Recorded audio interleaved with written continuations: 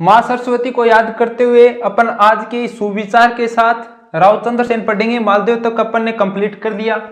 किसने कहा तू अकेला है, जरा आईने में जाके तो देख, दुनिया का सबसे ताकतवर इंसान तेरे सामने खड़ा है। एक बार फिर से बोल देता हूं कि किसने कहा तू अकेला है इस जहां में, जरा आईने में जाकर तो देख, दुनिया का सबसे ताकतवर इंसान तेरे सामने खड़ा है मेरे दोस्त। तो अपन रावचंद्र सेन पढ़ रहे थे। रावचंद्र सेन सेम महाराणा प्रताप की कॉपी है। कहने का मतलब ये है कि जो कार्य महाराणा प्रताप ने किए वही के सेम टू सेम कार्य रावचंद्र सेन ने किए। यानी मेवाड़ में महाराणा प्रताप ने जो कार्य किए थे वो ही कार्य मारवाड़ में रावचंद्र सेन ने किए। कहने का मतलब यानी इसने अकबर की अधीनता महाराणा प्रताप ने कभी स्वीकार नहीं की, तो रावचंद्र सेन ने भी अकबर की अधीनता कभी स्वीकार नहीं की। तो अकबर की वजह से महाराणा प्रताप को भी जंगलों में भटकना पड़ा। इसी प्रकार रावचंद्र सेन को भी जंगलों में भटकना यानी जगह इधर उधर भटकना पड़ा था। तो अपन महाराणा प्रताप को महाराणा प्रताप के टॉपिक में पढ़ेंगे, लेकिन एक बार रावचंद्र सेन पढ़ लेते हैं क्योंकि अपने राठौड़ तो चल ही रही हैं। तो आज अपन रावचंद्र सेन के बारे में पढ़ रही हैं। तो रावचंद्र सेन के कुछ सारे उपनाम हैं वो मैं आपको बता देता हूं सबसे पहले। तो चलिए दोस्तों अपन शुरू करते हैं आज का वीडियो। राठौड़ मारवाड़ की एडिंग डाल लेना, नोट्स साथ ही साथ मैं आपको बोर्ड पर बनवा ही रहा हूं, आप बना लेना। वीडियो को रोककर स्क्रीनशॉट भी ले लेना, मैं टाइम दूंगा स्क्रीनशॉट लेने का। दोस्तों वीडियो एंड तक देखनी है।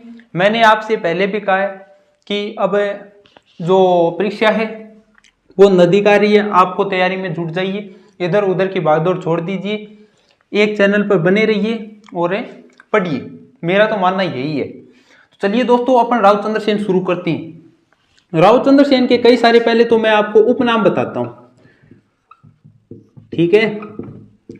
तो रावचंद्र सेन को मारवाड़ का प्रताप बोला जाता है, मारवाड़ का प्रताप। महाराणा प्रताप का अग्रगामी बोला जाता है इसको, महाराणा प्रताप का अग्रगामी।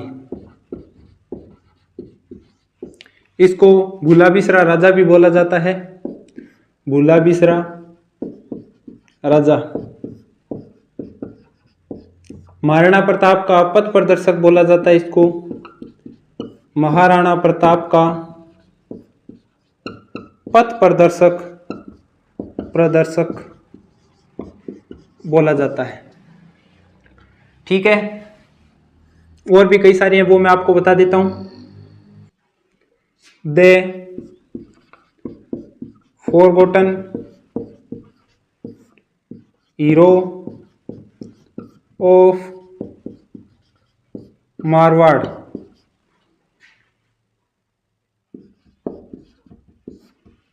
मारवाड़ के राजपूत शासकों का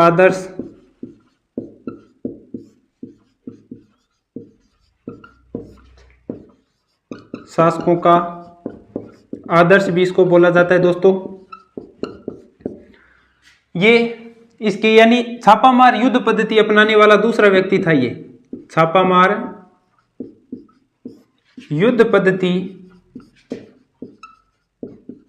अपनाने वाला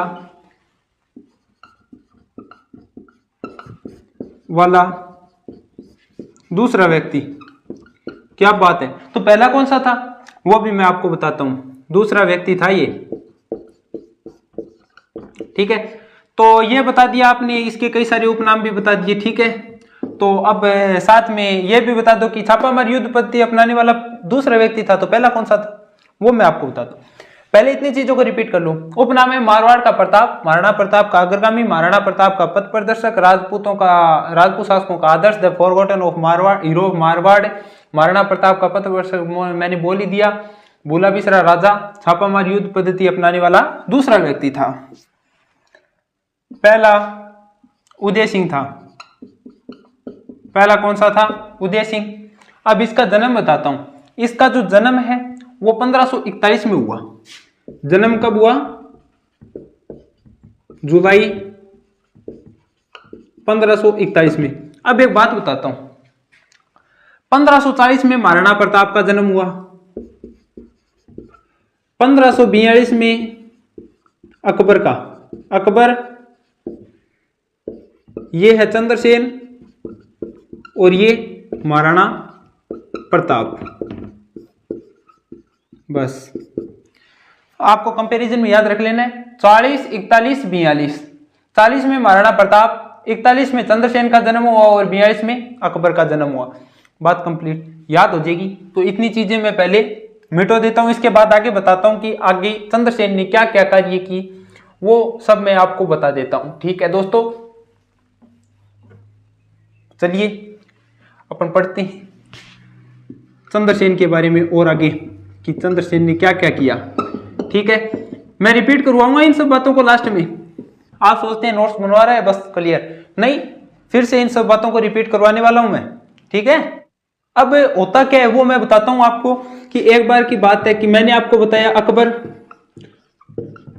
अकबर इसका समकालीन हो गया। तो अकबर एक बार शुक्र तालाब का निर्माण करा रहा है, यानी नागौर दरबार लगाता है। नागौर दरबार कहां पर? 1570 ईस्वी में नागौर दरबार लगाता है। तो इसका शासन काल रहा है 1561 से 1581, सॉरी 62 से। तो नागौर दरबार लगाया 1570 ईस्वी में। नागौर दरबार शुक्र तालाब के किनारे, शुक्र तालाब के किनारे पर। ये जो नागौर दरबार जो उपज है, ये योजना भारमल के दिमाग की है, राजा भारमल के दिमाग की। तो इस दरबार के कारण, यानी अकबर रियलिटी में देखना चाहता था नागौर दरबार इसलिए लगाया कि राजस्थान के ऐसे कौन कौन से राजा है जो अकबर के अधीन रहना चाहते हैं। और जब कोई पूछता कि नागौर दरबार क्यों लगाया, तो इसने कहा नागौर दरबार तो बस ऐसे ही लगाया, मैं तो यहाँ पर शुक्र तालाब का निर्माण करा रहा हूं। तो लेकिन वास्तविकता में यह नागौर दरबार के लिए राजस्थान में आया था। यह भारमल के दिमाग की उपज है। ठीक है, तो होता क्या है, यहां पर सभी राजा आते हैं लगभग, तो चंद्रसेन भी आता है। तो चंद्रसेन क्या करता है कि यहां पर इससे जो नीचे, यानी जगह छोटी छोटी रियासत के जो राजा थे इससे, तो वो भी इसके बराबर बैठे हुए थे। तो चंद्रसेन को वहां पर ऐसा लगा कि यहां पर तो कोई यानी सम्मानजनक कोई हो ही नहीं रही है, कोई बातें सम्मान मिल ही नहीं रहा है। क्यों? क्योंकि भाई देखो, जो सामंत लोग यानी जो छोटी रियासतों के लोग मेरे नीचे बैठा करते थे वो अब मेरे बराबर बैठ रहे हैं, तो ये तो भाई अच्छी बात नहीं है। तो चंद्रसेन को यहां पर यथोचित स्थान नहीं मिला, सम्मान नहीं मिला, यथोचित सम्मान नहीं मिला। कहां पर? नागौर दरबार में। तो यह यहां से नाराज होकर वापस आ गया, नाराज होकर वापस आ गया। कहां पर? अपनी जगह जोधपुर वापस आ गया। तो इस बात पर अकबर नाराज हो गया कि वो दरबार छोड़ी उठी होगी कर पाछो ले और रामजादन के। तो इसने अकबर ने एक व्यक्ति को भेजा, हुसैन कुल्ली खां को, नाराज होकर कहा कि जा पकड़ के लिया, क्यों करी बंदी बना के लिया, राजीनामा लिया। तो हुसैन कुल्ली खां जाता है, हुसैन कुल्ली खां पहला व्यक्ति भेजता है तो वो नहीं आता है। दोबारा एक व्यक्ति को और भेजता है, दोबारा राय सिंह राठौड़ को भेजता है। किसको? राय सिंह राठौड़ को भेजता है। तो राय सिंह राठौड़ को जोधपुर का प्रशासक नियुक्त कर देता है। चंद्रसेन वहां से चला जाता है और सिवाना दुर्ग में चला जाता है। जोधपुर छोड़कर कहां पर चला जाता है? सिवाना दुर्ग। ठीक है, तो यहां पर जोधपुर का प्रशासक किसको नियुक्त कर देता है? एक बार के लिए राय सिंह को। बात क्लियर? यानी क्या बात हुई कि 1570 में अकबर राजस्थान में नागौर दरबार लगाता है। कहां पर? शुक्र तालाब के किनारे। ये नागौर दरबार लगाता किसके कारण? यानी ये जो चाल है वो है किसकी? असलियत में भारमल के दिमाग की उपज है नागौर दरबार। अकबर को यह दिखाना चाहता था कि राजस्थान में कौन कौन से ऐसे राजा हैं जो अकबर की अधीनता स्वीकार करना चाहते हैं। ठीक है, तो अलग अलग जगह से राजस्थान में सभी आए थे, तो चंद्रसेन भी वहां पर चला गया। तो यहाँ पर चंद्रसेन को यथोचित सम्मान नहीं मिला, तो चंद्रसेन नाराज होकर वापस जोधपुर चला गया। तो अकबर को गुस्सा आ गया कि भाई ये बीच दरबार में कैसे चला गया, अधीनता तो स्वीकार इसने की नहीं। तो चंद्रसेन के खिलाफ इसने हुसैन कुली खां को भेजा, तो कुली खां असफल हुआ। इसके बाद राय सिंह राठौड़ को भेजता है, तो उस समय चंद्रसेन क्या करता है कि जोधपुर छोड़कर सिवाना दुर्ग की ओर चला जाता है। वहीं पर कुछ दिन रहकर क्या करता है कि अकबर का विरोध करता है। यहीं पर रहकर अकबर का विरोध,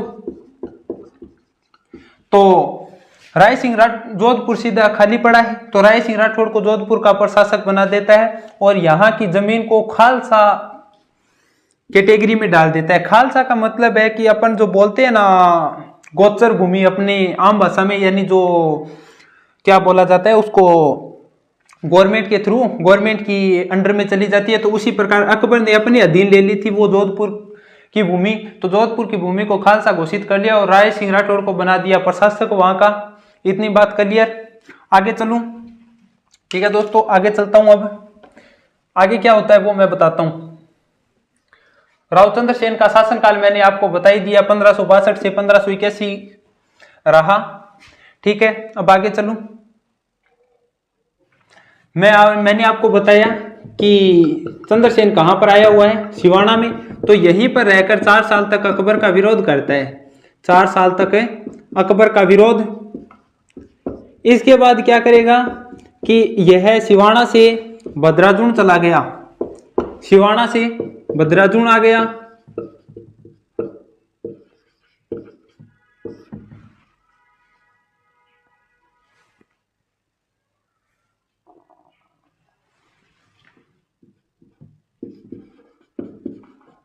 जालोर चले गए, कौन, चंद्रसेन। यहां पर इन्होंने क्या किया कि इसके बाद पोकरण का किला है उसको गिरवी रख दिया था, यानी कि राय पर दे दिया था। किसको, राय भाटी को, राय भाटी को गिरवी रख दिया था। इसके बाद यह सोजत की पहाड़ियों में चला गया था। कहां पर, सोजत की सारण की पहाड़ियों में चला गया, सारण की पहाड़ियों में चला गया। और इसके बाद एक कानुंज नाम की पहाड़ी आती है, तो वहां पर चला जाता है। और यहां से एक जगह है सचियाप, तो सचियाप जगह है, तो इस जगह पर बैरसल नाम का व्यक्ति इसको जहर दे देता है। कि इसको, चंद्रसेन को। बैरसल नाम का व्यक्ति, समझाऊंगा सब चीजें, आप इंतजार कीजिए, ये सब लिख लीजिए। बैरसल नाम का व्यक्ति क्या करता है, जहर देता है और 1581 में किसकी मृत्यु हो जाती है, चंद्रसेन की मृत्यु हो जाती है। अब मैं आपको बताता हूं, चंद्रसेन सिवाना दुर्ग में आता है, 4 साल तक अकबर का विरोध करता है। सिवाना के बाद बदराजुन जाता है। अरे बात क्लियर होगी नहीं, क्लियर है नहीं, क्लियर होगी, ठीक है। आगे बताऊं, सिवाना तो सिवाना हम 4 साल तक अकबर को विरोध करे, फिर भद्राजुना जी जादूर चलियो जा 18 कई दिन, फिर पोकरण का किला राय भाटी को गिरवी रख देता है कुछ पैसे लेने के लिए ताकि तन को आती रहे।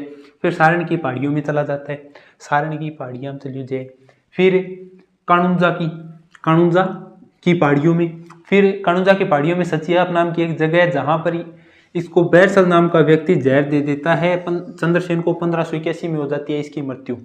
इतनी बात क्लियर हो गई। अब मैं एक बार फिर से इस सब चीजों को रिपीट करवा देता हूं। चंद्रसेन का जन्म कब हुआ, जुलाई 1541। अकबर का जन्म कब हुआ, 1540। महाराणा प्रताप का जन्म कब हुआ, 1540। अकबर का जन्म कब हुआ, 1542। ठीक है।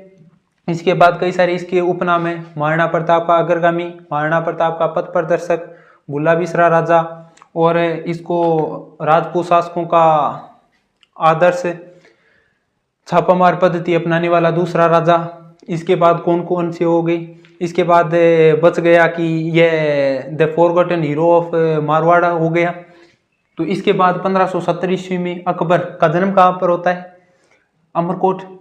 तो राज्याभिषेक, तो अमरकोट के बाद 1570 ईस्वी में राजस्थान में नागौर दरबार लगाता है। यह भारमल के दिमाग की उपज होती है। भारमल अकबर को यह दिखाना चाहता है कि राजस्थान में ऐसे कौन कौन से राजा है जो उसकी अधीनता स्वीकार करना चाहते हैं। इतनी बात क्लियर है। तो अधीनता स्वीकार करने के लिए लगभग जो राजा आ जाते हैं। चंद्रसेन भी यहाँ पर आता है। तो चंद्रसेन को यहाँ पर यथोचित सम्मान नहीं मिलता है। तो यथोचित सम्मान न मिलने के कारण यह नाराज होकर वापस जोधपुर चला जाता है। तो अकबर को बुरा लगता है। अकबर को बुरा लगता है। अकबर को बुरा लगने के कारण अकबर कहता है कि वापस लाओ उसको। तो अकबर हुसैन कुली खां को भेजता है कि जा और उसको पकड़ कर ला चंद्रसेन को वापस। तो वह अभियान असफल हो जाता है। इसके बाद राय सिंह राठौड़ को भेजता है कि तू जा भाई और इसको लेकर आ, किसको, चंद्रसेन को। तो चंद्रसेन को वह लेने के लिए जाता है, लेकिन चंद्रसेन सिवाना की ओर चला जाता है वहां पर कि मैं गिरफ्तार नहीं होऊंगा, ताउम्र यानी अकबर की अधीनता स्वीकार नहीं करूंगा। जैसे महाराणा प्रताप ने अकबर की अधीनता स्वीकार नहीं की, उसी प्रकार यानी जो कार्य मेवाड़ में महाराणा प्रताप करता है वही कार्य मारवाड़ में चंद्रसेन करता है। तभी तो उसको महाराणा प्रताप का पथ प्रदर्शक बोला जाता है। यानी महाराणा प्रताप के पैरों पर चलने वाला व्यक्ति, यानी महाराणा प्रताप ने जो कार्य की थी वही कार्य कर रहा था। तो जोधपुर का प्रशासक किसको नियुक्त कर दिया, राय सिंह राठौड़ को, और जोधपुर की भूमि को खालसा भूमि का नाम दे दिया, यानी अपने अधीन कर दिया। फिर चंद्रसेन क्या करता है उधर कि 4 साल सिवाना में रहकर उसका विरोध करता है, किसका, अकबर का। सिवाना के बाद भद्राजुण चला जाता है। भद्राजुण में रहकर पोकरण किले को गिरवी रख देता है, किसको, राय भाटी को गिरवी दे देता है ताकि उसको तनख्वाह मिलती रहे। फिर उसके बाद सारण की पहाड़ियों में चला जाता है। सारण की पहाड़ियों में कुछ देर रहने के बाद कानुंजा की पहाड़ियों में चला जाता है। कानुंजा में एक जगह पड़ती है सचियाप, ठीक है। तो सचियाप में बैरसल नाम का व्यक्ति होता है जो 1581 में उस चंद्रसेन को जहर दे देता है और चंद्रसेन की हो जाती है मृत्यु। चंद्रसेन हो गया अपना कंप्लीट। याद हो गयो कि आंख मीच के दोबारा थोड़ा सो बैक करके इतनी रामायण जो कि मैं रिकैप करिए और दोबारा देख लो, रिवीजन याद हो जाए, वो कंप्लीट याद होगा, विश्वास रखें, ठीक है दोस्तों।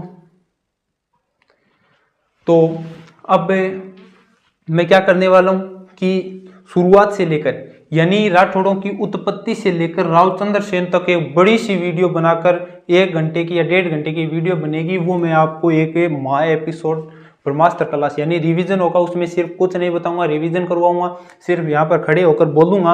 आपको कान में लगा लेना है ईयरबड्स और आराम से सुनना है, क्योंकि सर्दियों का मौसम आ गया। रजाई में बैठ जाना, कॉपी सामने रख लेना, नोट्स आपने बना लिए होंगे आशा करता हूँ। तो आपको क्या करना है कि जो मैं बोलूँगा वो आपको पेज पलटते जाना है और देखते जाना है, सिर्फ आंखों में निकालना है, तो आपकी बातें याद हो जाएंगी। ये मैं आपको विश्वास दिलाता हूँ, ठीक है दोस्तों। धन्यवाद।